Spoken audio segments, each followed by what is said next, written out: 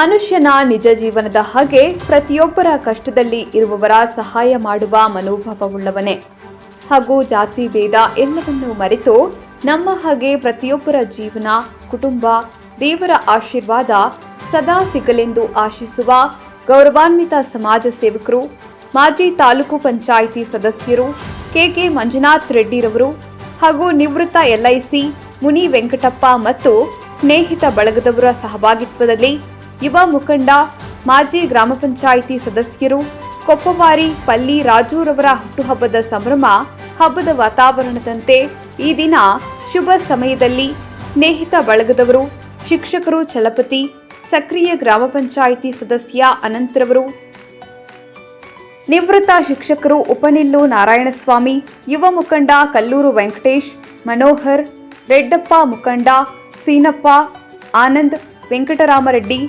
KA Narasimhappa, Kiran, Naveen, ನಾಗದೀನಹಳ್ಳಿ Srinivasa, Narasimhappa, ಯಶೋದಪ್ಪ ಎಲ್ಲ ಅಭಿಮಾನಿಗಳ ಸಮೂಹದಲ್ಲಿ ಹಾಗೂ ರಾಜು ತಂದೆ ತಾಯಿ ಆಶೀರ್ವಾದದಿಂದ ಈ ದಿನ ಹುಟ್ಟುಹಬ್ಬ ಸಂಭ್ರಮದಂತೆ ಯಶಸ್ವಿಗೊಳಿಸಿದರು. ಈ ಸಂದರ್ಭದಲ್ಲಿ ಸಮಾಜ ಸೇವಕರು KK ಮಂಜುನಾಥ್ ರೆಡ್ಡಿರವರು ಮಾತನಾಡಿ, ಕೊಪ್ಪವಾರಿ ಪಲ್ಲಿ ಗ್ರಾಮದ ಮಾಜಿ ಗ್ರಾಮ ಪಂಚಾಯಿತಿ ಸದಸ್ಯರು ರಾಜುರವರ ಹುಟ್ಟುಹಬ್ಬ 41ನೇ ವರ್ಷದ ಆಚರಣೆ ಮಾಡುತ್ತಿದ್ದು, ಅವರ ಕುಟುಂಬ ಸದಾ ದೇವರ ಆಶೀರ್ವಾದ ನೀಡಲೆಂದು ಆಶಿಸಿದರು.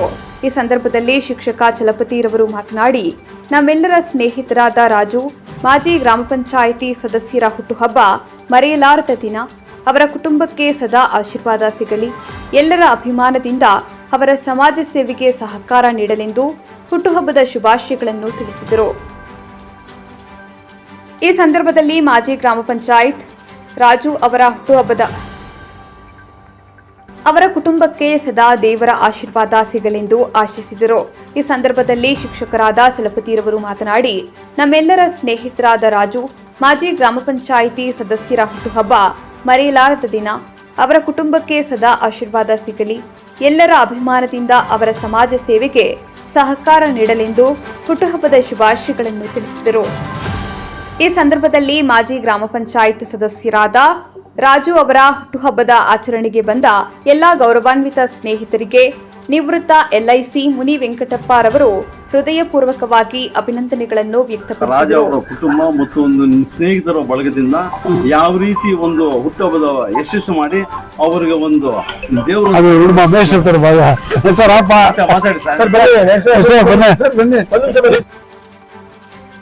వచ్చాడయ్యో రావి నింగి సుక్కల్తో పరిగెత్తింది భూమి. ఓ ఇచ్చాడయ్యో రావి కొత్త రెక్కల్ని మనకెత్తించే హామీ. కత్తి సుత్తి పలుగు పారా తీయండి, మన కష్టం సుక్కలు కుంకం బొట్టుగా పెట్టండి. మన కష్టం సుక్కలు కుంకం బొట్టుగా పెట్టండి. ఓ అన్నం పెట్టే పనిముట్లే మన దేవుళ్ళు, మరి ఆయుధాల ಎಲ್ಲ ಆತ್ಮೀಯರು ಸೇರಿ ಒಂದು ಸಾಂಕೇತಿಕವಾಗಿ ಅವ್ರಿಗೊಂದು ಹರ್ಷವನ್ನ ಸೂಚಿಸೋದಕ್ಕೆ ಮತ್ತೆ ಶುಭಾಶಯವನ್ನು ಕೊಡ್ಲಿಕ್ಕೆ ಎಲ್ಲ ಸೇರಿದ್ದೀವಿ.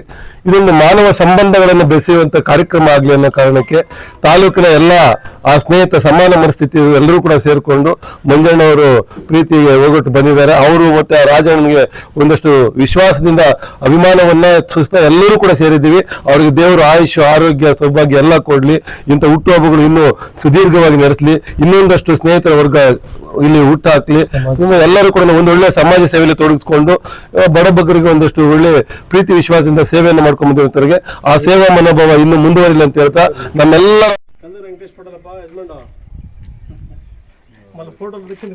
ಹುಟ್ಟುಹಬ್ಬದ ಶುಭಾಶಯಗಳನ್ನು ಹೇಳ್ತೀವಿ. ಆ ದೇವರಲ್ಲಿ ಅವರಿಗೆ ಆಯುಷ್, ಆರೋಗ್ಯ, ಸೌಭಾಗ್ಯ ಕೊಡ್ಲಿ ಅಂತ ಕೋರ್ತೇವೆ. ಜೈ ಭೀಮ್. ಈ ಒಂದು ಹುಟ್ಟುಹಬ್ಬದ ಪ್ರಯುಕ್ತ ರಾಜ ಅವರಿಗೆ ನಿಮ್ಮ ಸ್ನೇಹಿತರ ಬಳಗದಿಂದ ಈ ದಿನ ಒಂದು ಶುಭ ಸಾಯಂಕಾಲ ಯಾವ ರೀತಿ ಅನಿಸ್ತಾ ಇದೆ? ಅಂದ್ರೆ ಇಲ್ಲಿ ಹುಟ್ಟುಹಬ್ಬ ಅನ್ನೋದಕ್ಕಿಂತ ಎಲ್ಲರೂ ಕೂಡ ಸೇರಿ ಕೂತ್ಕೊಳ್ಳೋದು, ಆ ಹಬ್ಬ ಅನ್ನೋದು ಅಂದ್ರೆ ಮನುಷ್ಯ ಹುಟ್ಟು ಎಲ್ಲರಿಗೂ ಸಾಮಾನ್ಯವಾಗ್ತದೆ.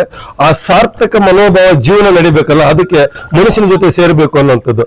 ಅದಕ್ಕಾಗಿ ಶುಭ ಸಂಜೆಯಲ್ಲಿ ಎಲ್ಲರೂ ಸೇರಿ ತಮ್ಮ ತಮ್ಮ ಪ್ರೀತಿ ವಿಶ್ವಾಸವನ್ನು ವ್ಯಕ್ತಪಡಿಸ್ತಾ ಅವ್ರಿಗೂ ಒಂದು ಅಭಿಮಾನವನ್ನು ಸೂಚಿಸ್ತಾ ಇದೀವಿ. ಯಾಕಂದ್ರೆ ಅವ್ರಿಗೆ ಇನ್ನಷ್ಟು ಶಕ್ತಿ ತುಂಬಾಗುತ್ತದೆ ಸಮಾಜದಲ್ಲಿ ಸೇವೆ ಮಾಡ್ಲಿಕ್ಕೆ. ನಾವೆಲ್ಲರೂ ಅವ್ರ ಜೊತೆ ಇದೀವಿ ಅನ್ನೋ ಕಾರಣಕ್ಕೆ, ನಾವೆಲ್ಲ ಅವ್ರಿಗೆ ಬಲ ತುಂಬುತ್ತೀವಿ ಅನ್ನೋ ಕಾರಣಕ್ಕೆ ಇದು ಅವ್ರಿಗೊಂದು ಸಾಂಕೇತಿಕವಾಗಿ ಗೊತ್ತಾಗಬೇಕು. ಮತ್ತೆ ಮತ್ತೆ ಆ ಹಬ್ಬ ಕೂಡ ಅವರಿಗೆ ಇನ್ನೊಂದಷ್ಟು ಆತ್ಮವಿಶ್ವಾಸವನ್ನು ತುಂಬಲಿ ಅನ್ನೋ ಕಾರಣಕ್ಕೆ ಈ ಸ್ನೇಹಿತರ ವರ್ಗದಲ್ಲಿ ಸೇರಿದ್ದೀವಿ.